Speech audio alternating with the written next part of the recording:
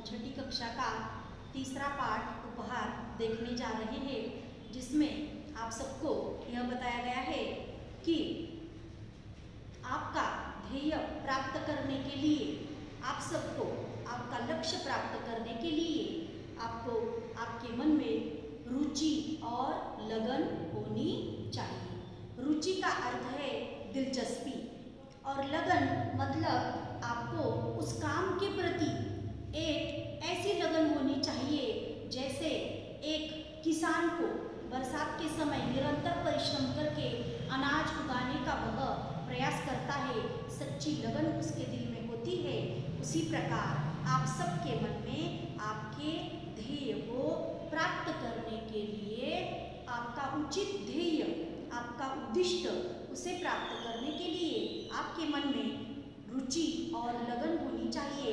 आपकी इस पाठ्य पुस्तक में ये जो तीसरा पाठ है उपहार नाम का, उसमें यह बात बताई गई है। सबसे पहले यह ध्यान में ले लो कि आप सबको मराठी हो, अंग्रेजी हो अथवा हिंदी हो, ये जो पाठ्य पुस्तकें होती है भाषा विषय की, तो आप सबको उसमें एक बात ध्यान में लेनी चाहिए कि आप सबको उसका सुस्पष्ट वाचन बहुत बहुत आवश्यक होता है। छात्रों, इसलिए मैं यह बात बता रही हूँ क्योंकि सुस्पष्ट वाचन मतलब आपका 30% काम हो जाता है, लेकिन वाचन भी सुस्पष्ट और ध्यान लगाकर, मन लगाकर होना चाहिए। जैसे देखो, इस पाठ में, तीसरे पाठ में, उपहार पाठ में आपको सबसे पहले कुछ चित्र दिए गए। पृष्ठ क्रमांक 7 निकालो तो आप सबको उस पर कुछ चित्र दिए गए हैं, जैसे घर, नदी, अमरूद, पहाड़, एक बोरा दिया गया है, चाबियों का गुच्छा दिया गया है, भीड़ मतलब लोगों का समूह, यह छठा चित्र दिया गया है, दूध का गिलास, एक बूढ़ा आदमी और साथ ही साथ मिठाई का चित्र सबसे पहले दिया गया है। पाठ्य पुस्तक के अनुसार पृष्ठ क्रमांक 7 पर जो चित्र दिए गए हैं उनके नाम मैंने आपको बता दिए हैं। अब हम मुड़ते हैं कहानी की ओर। उपहार नाम का आपका जो ये तीसरा पाठ है, उस पाठ में आपको एक कहानी बताई गई है। कहानी के माध्यम से, कथा के माध्यम से आप सबको यह बात बताई गई है कि ईमानदारी यह मनुष्य का कितना अच्छा और बड़ा गुण होता है।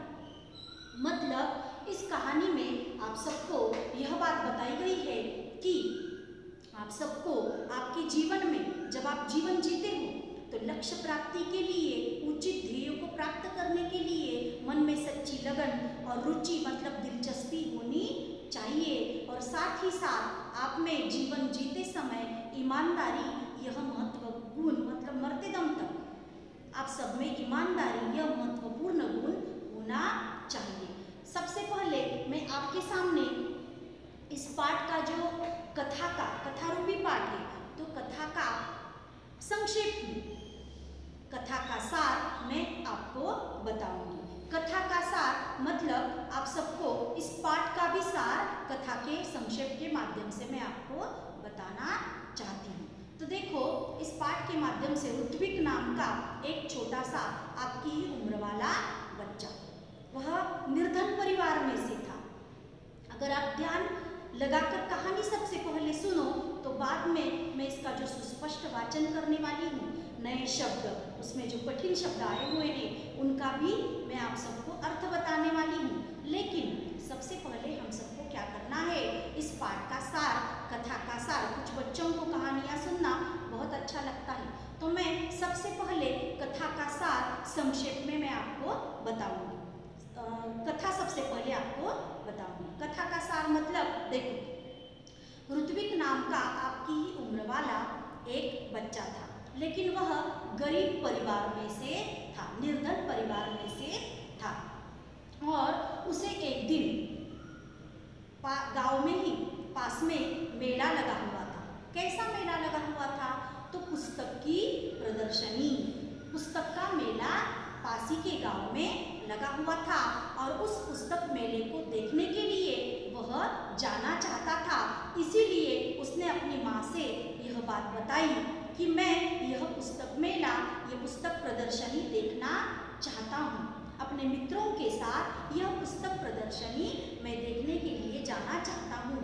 लेकिन तभी माँ ने उसे ये बात समझाई कि देखो, घर में कोई बड़ा नहीं है जो तुम्हारे साथ पुस्तक प्रदर्शनी देखने के लिए आ सके और बाद में तुम्हें वहाँ से घर ले आ सके। इसीलिए माँ जो होती है वह आपके लिए जो भी बातें सोचती है वो आपके लिए सारी अच्छी ही बातें होती है। माँ को अपने बच्चे की फिक्र थी, इसीलिए उसने ऐसा कहा कि पुस्तक प्रदर्शनी को तुम देखने के लिए नहीं जा सकते, चलो जल्दी से ये दूध पी लो। लेकिन यहाँ आप सबने यह बात जानी होगी कि पुस्तक प्रदर्शनी बच्चों को जिन बच्चों को पुस्तकों का बहुत शौक होता है, पुस्तकें पढ़ना जिन्हें बहुत अच्छा लगता है, उन बच्चों के लिए ये बात बहुत ही रुआंसा होने वाली थी, नाराज, उदास, परेशान होने वाली ये बात थी। इसीलिए ऋत्विक नाम का ये जो बच्चा है वह उदास हो गया, रुआंसा हो गया, मतलब निराश हो गया माँ की इस बात से। और क्योंकि पुस्तकों की प्रदर्शनी जो होती है वह पुस्तकों का जो मेला होता है उसमें बहुत सारी किताबें आप सबको देखने के लिए मिल जाती हैं। कौन सी किताबें होती है वहाँ? कथा रूपी किताबें होती है, कुछ विज्ञान वाली, कुछ बाल साहित्य उसमें होता है, कुछ किशोर साहित्य उसमें होता है, विज्ञान वाली कथाएं उसमें होती है, मनोरंजक कथाएं उसमें होती है, बहुत सारी कथाएं जिनमें होती है। ऐसी पुस्तकों की प्रदर्शनी, ऐसी पुस्तकें, ऐसी कथा वाली पुस्तकें वहाँ उस प्रदर्शनी में वहाँ ऋत्विक को देखने को मिल रही थी। इसीलिए वह उसमें उसकी बहुत दिलचस्पी होने के कारण, पुस्तकों के प्रति उसका बहुत लगाव होने के कारण वह वहाँ पुस्तकों का मेला देखने के लिए जाना चाहता था। लेकिन वह अपनी यह इच्छा अधूरी ही उसकी रह गई, वह इच्छा पूरी नहीं हो पाई, क्योंकि माँ ने उसे समझाया कि घर में कोई तुम्हें लाने ले जाने के लिए कोई बड़ा व्यक्ति नहीं है। ऐसा समझाने पर वह उदास होकर एक पेड़ के पीछे जाकर बैठा। पृष्ठ क्रमांक 7 पर अगर देखो तो ऋत्विक पेड़ के नीचे जो एक चबूतरा है, चौराहा, पेड़ के नीचे, मतलब पेड़ लहलहाता सा एक बड़ा सा पेड़, उस लहलहाते से हरे भरे वृक्ष के नीचे जो एक चबूतरा बनाया हुआ है, उस चबूतरे पर जाकर वह लड़का मतलब ऋत्विक अकेला गुमसुम सा बैठ गया, क्योंकि वो निराश हुआ था, उसे पुस्तक मेला देखने जाना था। और तभी जब निराश होकर वहां बैठा था तब उसने देखा कि पेड़ के पीछे से तेज प्रखर ज्यादा रोशनी, उसे प्रकाश दिखाई दिया और उस तेज प्रखर रोशनी में, प्रकाश में, उजाले में उसने देखा कि एक सुंदर पंखों वाली परी वहां खड़ी थी। परी वाली कहानियां बच्चों आप सबने सुनी है, और परी जो होती है, कथाओं में आप सबने देखा है कि परी जो होती है उसके सुंदर पंख होते हैं और उसकी हाथ में एक जादू की छड़ी होती है, और वह जो मनचाही मनुष्य की एक एंजल के रूप में, देवदूत के रूप में वह प्रस्तुत होती है, और अपनी जो मनचाही इच्छा होती है वह पूरा करने का वह मन ही मन प्रयास करती है। जब ऋत्विक ने देखा कि पेड़ के पीछे से थोड़ा सा प्रकाश, थोड़ा सा नहीं बल्कि तेज रोशनी, प्रखर सा प्रकाश, उसने तेजोमयी प्रकाश देखा और उसमें वह परी, सुनहरे पंखों वाली परी उसे दिखाई दी। सबसे पहले ऋत्विक ने उसका परिचय पूछा। परिचय का प्रश्न पूछने के बाद ऋत्विक को परी ने यह बात समझाई कि मैं परी हूँ, तुम्हारी क्या इच्छा है? तो उसने बताया कि मैं पुस्तकों का मेला, पुस्तकों की प्रदर्शनी को देखने के लिए जाना चाहता था, लेकिन माँ ने मुझे पुस्तकों की प्रदर्शनी देखने के लिए नहीं भेजा। परी तो ये बात जानती थी, देवदूत थी, फिर भी उसने उसे ये बात कहलवाई और उसके मन की इच्छा जानी। मन की इच्छा जानने के बाद उसने ऋत्विक को अपनत्व के साथ, मतलब दिल से, प्रेम से, स्नेह से, अपनत्व की भाषा के साथ उसके साथ एक दिलासा भरा संवाद किया कि मनुष्य को कभी भी अपने जीवन में इस तरह परेशान नहीं होना चाहिए। रुआंसा मत हो, उदास मत बैठो। तुम्हारे ये जो पुस्तकों को प्राप्त करने की, पुस्तकों का मेला देखने की, पुस्तकों की प्रदर्शनी देखने की ये जो तुम्हारी इच्छा है वह मैं जरूर पूरी करूंगी, लेकिन उससे पहले तुम्हें क्या करना पड़ेगा? मेरी एक परीक्षा में उत्तीर्ण होना पड़ेगा। मैं तुम्हारी एक परीक्षा लूंगी जिसमें तुम्हें उत्तीर्ण पास होना होगा, तभी मैं तुम्हें पुस्तकों का ये जो मेला है अथवा पुस्तकों के बारे में बहुत सारी पुस्तकें तुम्हें दूंगी। आप सबने देखा होगा कि पाठ का नाम ही उपहार है।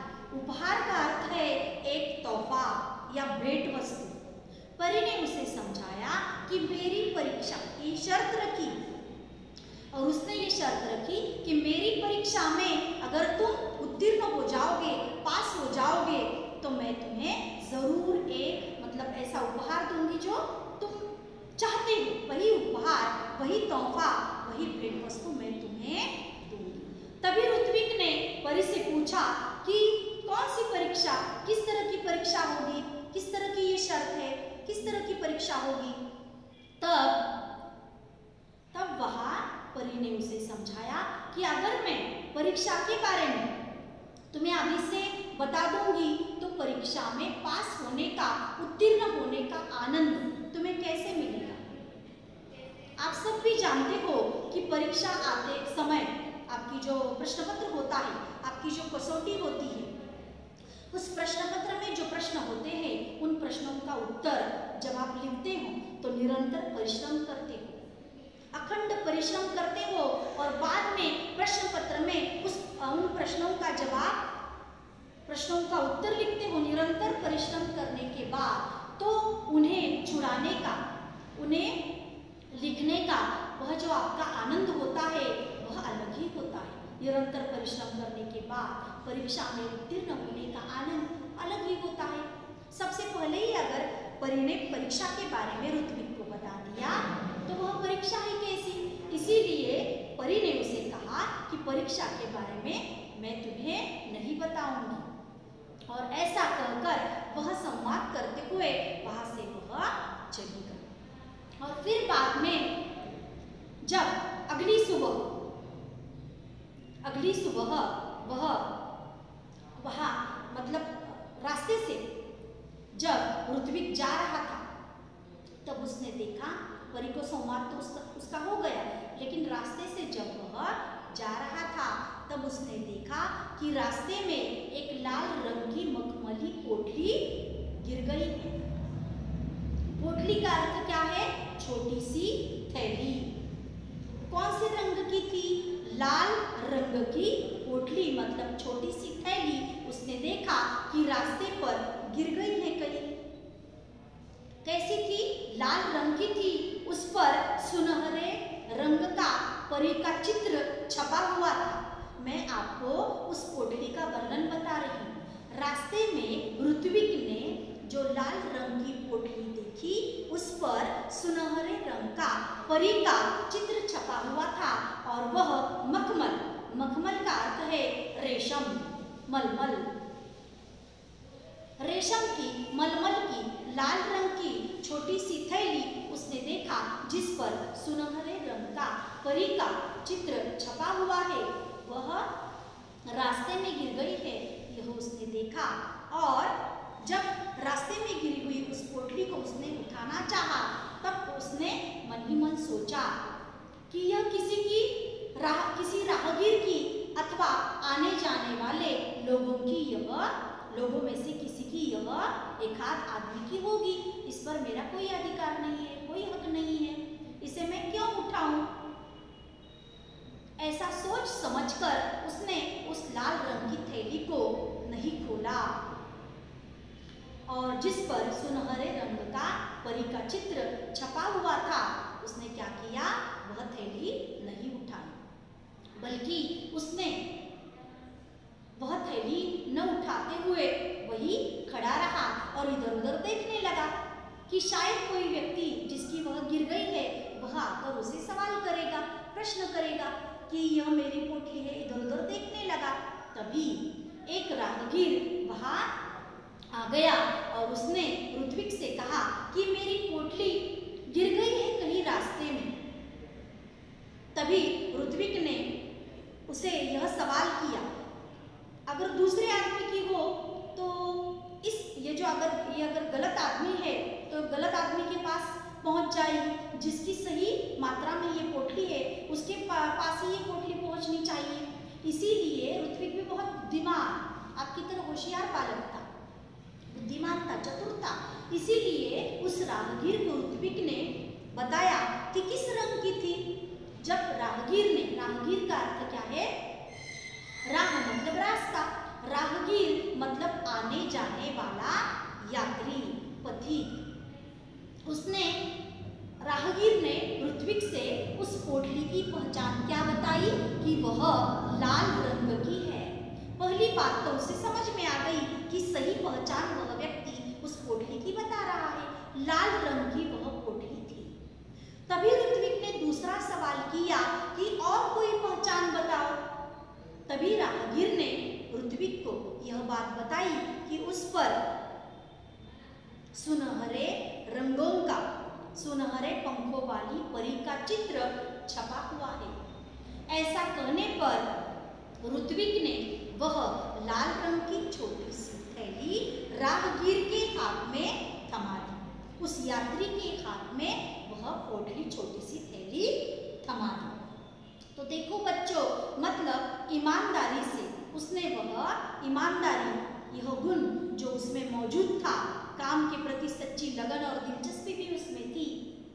इसीलिए तो देवदूत के रूप में परी उसके पास संवाद करने के लिए आई और राहगीर के रूप में परी ही थी जिसने ऋत्विक की परीक्षा ली थी।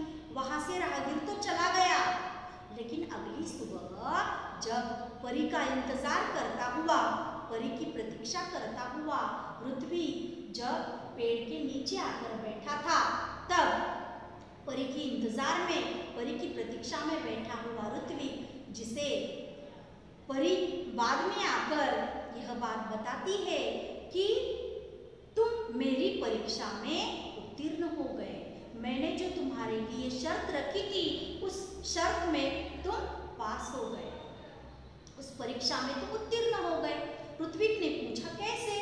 तो परी ने यह उत्तर दिया कि वह लाल रंग की पोटली मैंने ही रास्ते में गिराई थी तुम्हारी परीक्षा लेने के लिए, और राहगीर के रूप में मैं ही वहां मौजूद थी।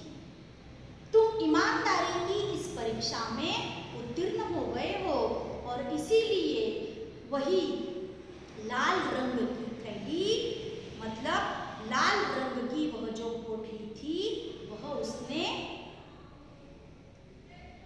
ऋत्विक के हाथ में थमा दी। ऋत्विक के हाथ में वह लाल रंग की पोटली थमा देने पर वह बहुत आनंदित हो गया और वह छोटी सी थैली लेकर वह घर आ गया। उसने माँ से ये सारी बात मन की बताई और माँ ने जब वह छोटी सी थैली खोलकर, छोटी सी मखमल की ये थैली छोटी सी थी दिखने में, लेकिन जब माँ ने उसे खोली तब उसमें से बहुत सारी पुस्तकें बाहर आई। पुस्तकों को देखने के बाद ऋत्विक बहुत खुश हुआ, क्योंकि वह पुस्तक प्रेमी था। देखो बच्चों, जो पुस्तक प्रेमी होता है वह कभी भी अकेला और गुमसुम नहीं होता, क्योंकि दुनिया भर का ज्ञान उसे प्राप्त हो जाता है। वह कभी भी अकेला और गुमसुम नहीं हो सकता। पढ़े सो आगे बढ़े। पढ़ने से मनुष्य ज्ञानी हो जाता है। यही तो आपको बताया है डॉक्टर बाबा साहेब अम्बेडकर को, आदरणीय डॉक्टर APJ अब्दुल कलाम जी को। मतलब उनके जन्मदिवस पर तो हम वाचन प्रेरणा दिन मनाते हैं, मतलब पुस्तक प्रेमी मनुष्य कभी भी अकेला और गरीब नहीं हो सकता।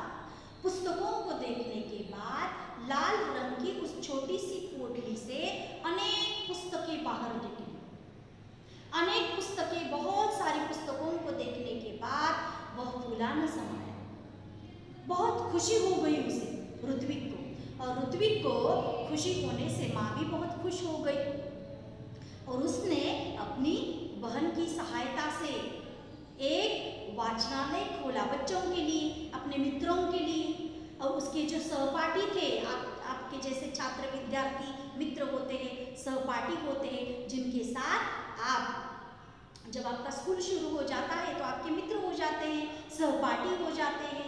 तो अपने छात्र मित्रों के साथ, अपने सहपाठियों के लिए उसने एक वाचनालय, पुस्तकालय, छोटा सा पुस्तकालय खोला, जिसमें अपनी बहन और मित्रों की सहायता से तरह तरह की अलमारियां उसने बनाई और उसमें ज्ञान भरी, मनोरंजक वाली, बाल साहित्य वाली, कुछ किशोर साहित्य वाली, ऐसी बहुत सारी किताबें, कुछ पाठ्य पुस्तकों वाली, ऐसी बहुत सारी किताबें उन अलमारियों में व्यवस्थित रूप से लगाकर बच्चों की, मित्रों की सहायता से।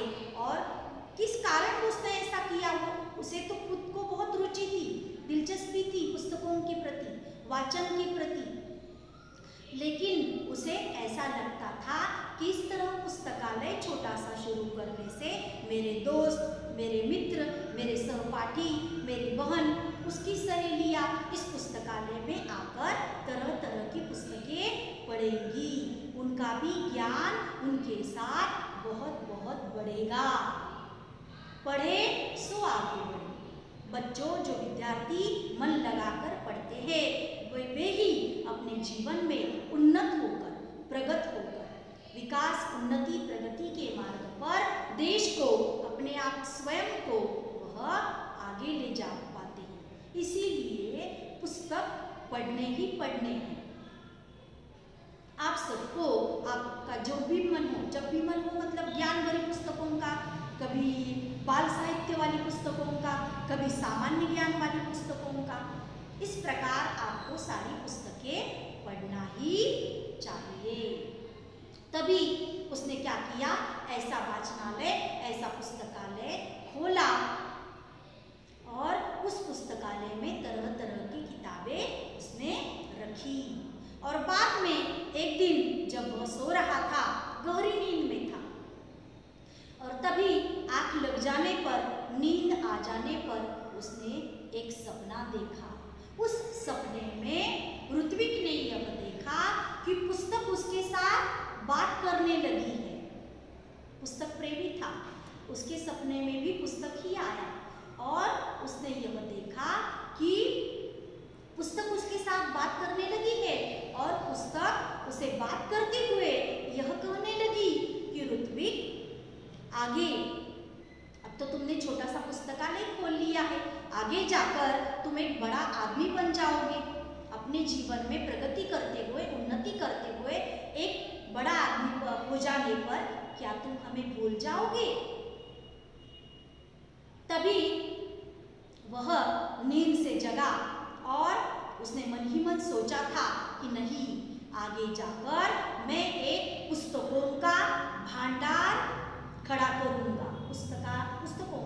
पुस्तकालय तो था ही, लेकिन पुस्तकों का भंडार सबके सामने मैं खोलूंगा और जहां आने जाने के लिए किसी को भी नोक-झोंक नहीं होगी।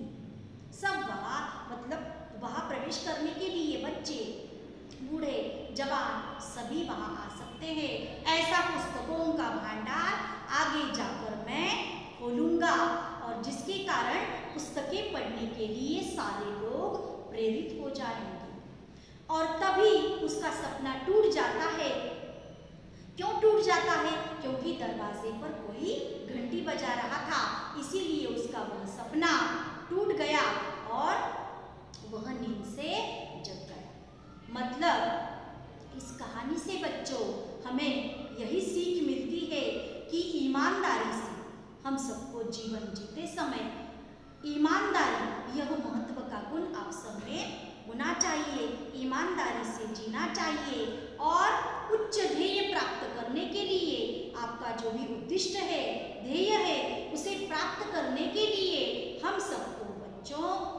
उचित लगन, योग्य लगन, सही लगन, मन में सच्ची लगन होनी चाहिए और रुचि भी अपने ध्येय के प्रति होनी चाहिए। अब आपको इस पाठ में पढ़ते समय भी ध्यान देना है और इस पाठ में जो नए शब्द अथवा कठिनाइयों वाले कुछ शब्द यहाँ आ गए हैं वही मैं आपको बताने वाली हूँ। जैसे देखो, शब्द वाटिका दी गई है तो उसमें तेज, प्रखर, पोटली, छोटी थैली, हैरान, चकित, राहगीर, पथिक, उसके बाद मुहावरे दिए गए। 5वीं कक्षा में भी आपको मुहावरों के बारे में बताया गया था। मुहावरे जिसे आप मराठी में वाक्य प्रचार करते हो, मुहावरों का अर्थ लिखकर वाक्य में प्रयोग करो, इस प्रकार का प्रश्न आपको स्वाध्याय में भी दिया गया है। स्वाध्याय में और शब्द वाटिका में भी आपको कुछ मुहावरे दिए गए हैं जो आपको आपकी वर्ग कार्य की कॉपी में अच्छी तरह से स्वच्छ अक्षर में लिखने हैं। पहला मुहावरा यहाँ दिया गया है, आंखें भर आना मतलब दुखी होना, तय करना मतलब निश्चय करना, चकित होना मतलब आश्चर्य करना, आंख लगना मतलब नींद आ जाना। अब आपके सामने सुस्पष्टता से मतलब प्रकट वाचन जिसे कहते हैं, सुस्पष्ट वाचन पाठ का जो होता है वह मैं आपके सामने करने जा रही हूँ। वाचन करते समय उचित आरोह अवरोह के साथ आपको पाठ पढ़ना चाहिए, तभी आप सबको भी पाठ्यपुस्तक में पृष्ठ क्रमांक 7, 8, 9 निकाल कर जब मैं ये पंक्तियाँ पढ़ रही हूँ तब आपको ध्यानपूर्वक उन पंक्तियों पर आपकी उंगलियाँ होनी चाहिए और ध्येय मतलब ध्येय प्राप्ति के लिए मैंने अभी आपको बताया मन में सच्ची लगन होनी चाहिए जो भी आप काम करते हो उसके प्रति। इसीलिए मन लगाकर पाठ पढ़ो और बाद में ये जो कठिन शब्द दिए गए हैं अथवा पीडीएफ में जो स्वाध्याय दिया गया है आपकी कॉपी में उसे लिखो। तो देखो मैं इसका वाचन कर रही हूँ। एक गांव में ऋत्विक नाम का लड़का रहता था। वह बहुत गरीब था। गांव के पास पुस्तक मेला लगा था। जैसे ही मैंने आपको कहा कि गांव के पास ही पुस्तक मेला लगा हुआ था। उसने माँ से कहा, उसने किससे कहा। इस पाठ में आप सबको एक बात ध्यान में रखो, कुछ प्रश्न ऐसे भी होते हैं, निम्नलिखित वाक्य किसने किससे कहे हैं। पाठ का सार तो मैंने आपको पहले ही बता दिया है। अब आपको छोटी छोटी बातों का ध्यान रखना है। पाठ क्यों ध्यानपूर्वक पढ़ना है? क्योंकि रिक्त स्थानों की पूर्ति करो। निम्नलिखित वाक्य किसने किससे कहे हैं, इसके लिए आपको पाठ जब मैं ध्यानपूर्वक पढ़ रही होंगी आपका भी ध्यान पूरी तरह से पाठ्यपुस्तक में होना जरूरी है। उसने माँ से कहा, मैं भी मेला देखने जाऊंगा। उसकी माँ बोली, देखो घर में कोई बड़ा नहीं है, तुम अकेले कैसे जाओगे इतनी दूर। बेटा मेला देखने की जिद छोड़ दो, चलो दूध पी लो। अपनी माँ की बात सुनकर ऋत्विक उदास हो गया और एक पेड़ के नीचे जा बैठा। अचानक यकायक उसकी दृष्टि का अर्थ क्या है? नजर दूर पेड़ों के पीछे गई। पेड़ का अर्थ है वृक्ष, जहां बहुत तेज रोशनी, तेज मतलब प्रखर, रोशनी मतलब प्रकाश, उजाला। पेड़ के पीछे जब उसकी नजर गई जहां बहुत तेज रोशनी थी, वह उठकर वहां गया। वहां सुनहरे पंखों वाली एक परी खड़ी थी। ऋत्विक ने हैरान होकर उस परी से पूछा, तुम कौन हो? परिचय उसने बताने के लिए कहा। वह बोली, मैं परी हूँ, लेकिन तुम यहाँ उदास क्यों बैठे हो? परी का प्रश्न सुनकर ऋत्विक की आंखों में आंसू आ गए, क्योंकि उसकी इच्छा मेला देखने की पूरी नहीं हुई थी। इसीलिए जल्दी उसे, बच्चा है आपकी उम्र वाला, इच्छा न पूरी होने पर उसकी आंखों में आंसू आ गए, रोने लगा। वह बोला, मैं अपने दोस्तों के साथ पुस्तक मेला देखना और पुस्तकें खरीदना चाहता हूँ। यह कहकर ऋत्विक खामोश हो गया। खामोश का अर्थ है शांत हो गया। तब परी बोली, इसमें दुख की क्या क्या बात है?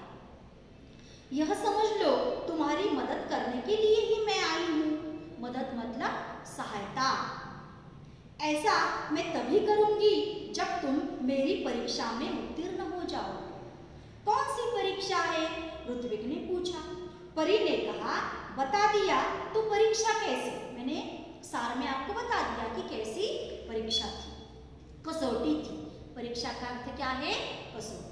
अब पृष्ठ क्रमांक 8 निकालो बच्चों। देखो पृष्ठ क्रमांक 8 पर। ठीक है, ऐसा कहकर ऋत्विक वहां से चला गया। अभी वह कुछ दूरी पर ही गया था, उस रास्ते में गिरी हुई एक पोटली मिली। पोटली का अर्थ क्या है? छोटी सी थैली। ऋत्विक को यह विश्वास हो गया कि लाल रंग की इस मखमली पोटली में कोई कीमती चीज होगी। कीमती, अमूल्य, मूल्यवान। कीमती का अर्थ क्या है? अमूल्य, मूल्यवान। और देखो वह पोटली मतलब छोटी सी थैली वहां मिली। ऋत्विक को यह विश्वास हो गया कि लाल रंग की इस मखमली पोटली में कोई कीमती चीज होगी। वस्तु, चीज मतलब वस्तु होगी। उसने उसे खोलना चाहा, फिर सोचने लगा, जब यह मेरी नहीं है तो इसे खोलने का मुझे हक नहीं। हक मतलब अधिकार नहीं है। ऋत्विक ने पोटली नहीं खोली। तभी किसी की आवाज उसके कानों में पड़ी। स्वर, आवाज का अर्थ क्या है? स्वर।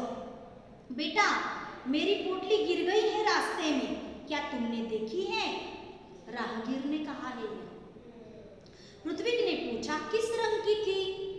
लाल रंग की, राहगीर ने बताया। सार में मैंने आपको बताया था, राहगीर मतलब पथिक, यात्री, रास्ते पर आने जाने वाला यात्री। और कोई पहचान बताओ, मतलब और कोई पहचान उसकी है? ऋत्विक ने राहगीर से कहा। किसने किससे कहा?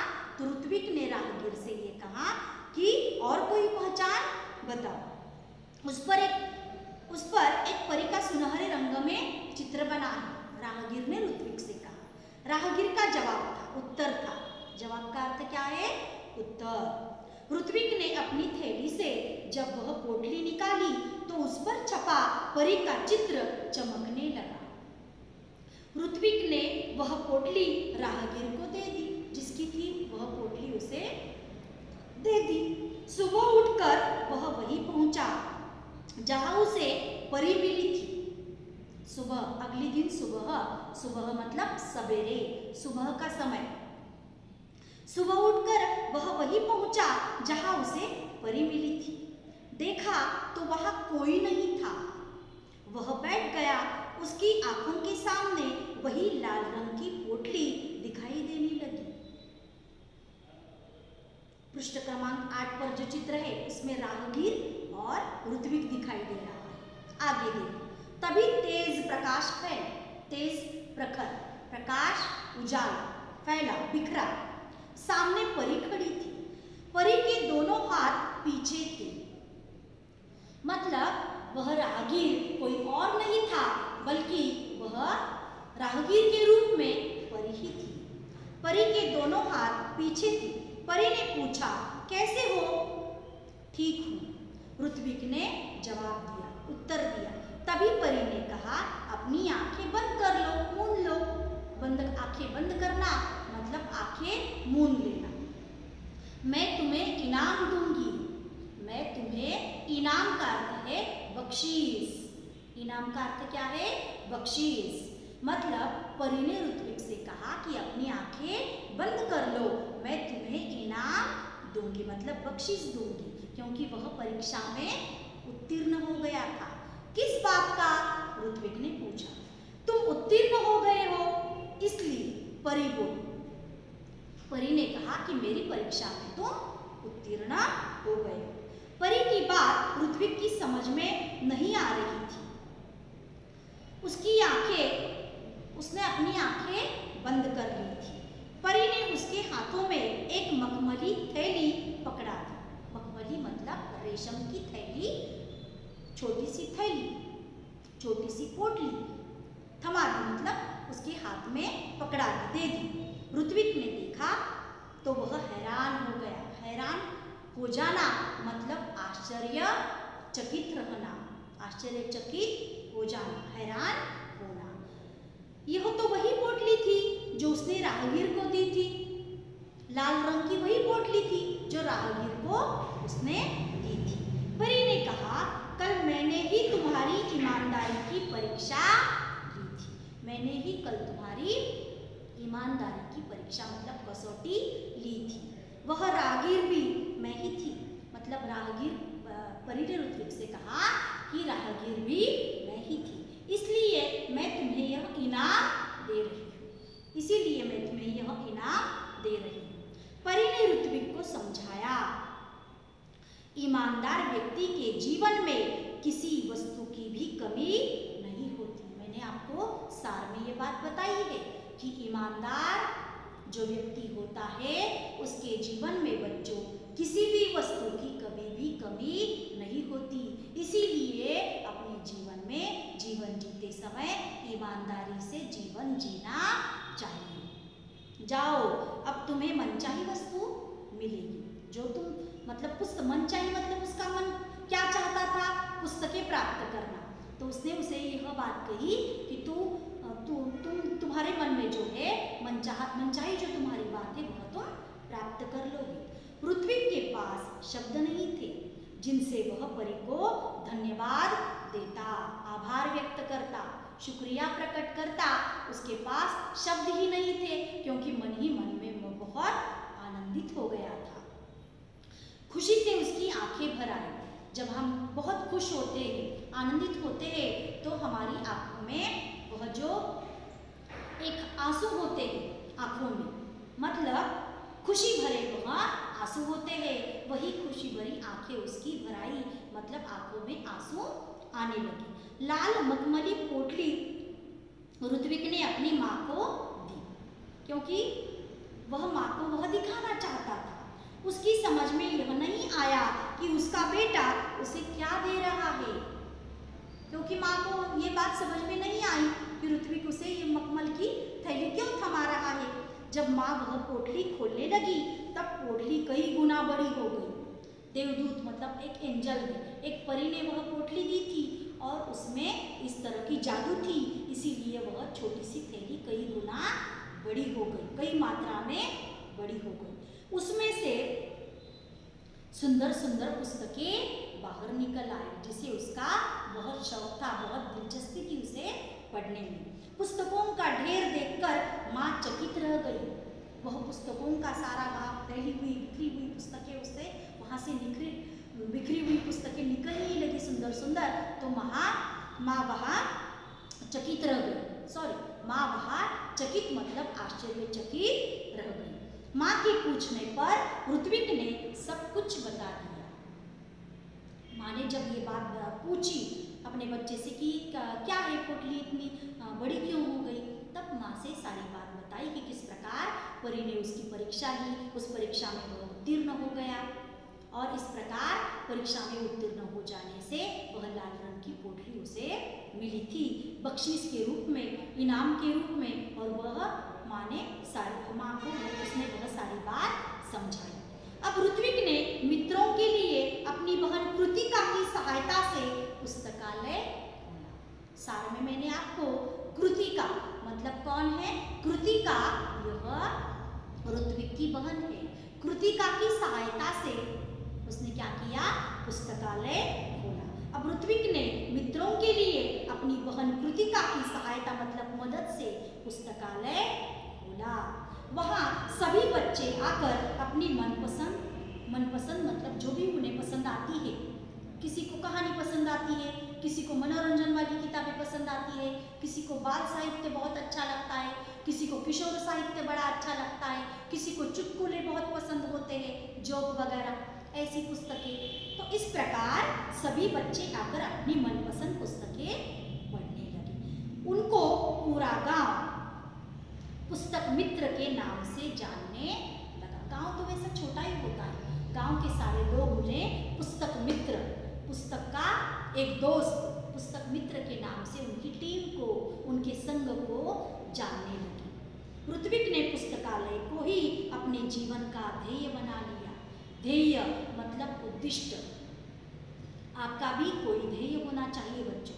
उचित ध्येय प्राप्त करने के लिए किस प्रकार सच्ची लगन उसके मन में थी, इसीलिए परी ने भी उसकी वह सहायता की। ऋत्विक ने पुस्तकालय को ही अपना एक उचित ध्येय समझा था और वह उसमें ही आगे जाना चाहता था और निरंतर परिश्रम करते हुए पुस्तकालय में उसने लोगों को प्रेरित करने के लिए, पढ़ने के लिए, लोगों को प्रेरित करने के लिए पुस्तकालय में वह तरह तरह की पुस्तकें बढ़ाता रहा और वही ध्येय उसका उसने जीवन में रखा।